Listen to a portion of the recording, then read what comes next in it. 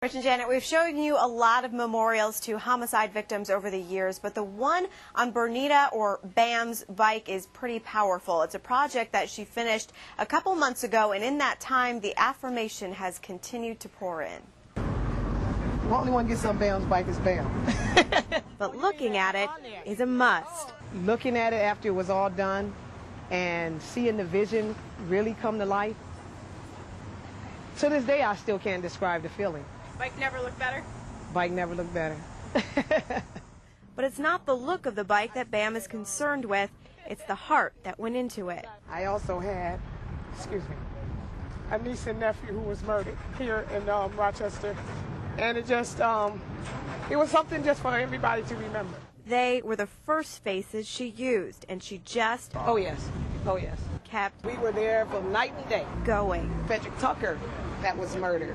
So I had already envisioned him being on the cow and walking up to heaven.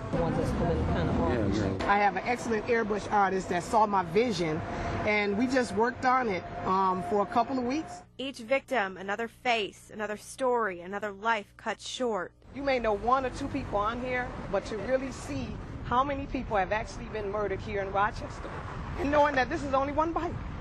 That's him. My son got killed back in 2008. It's been 5 years now. I'm happy that she did it.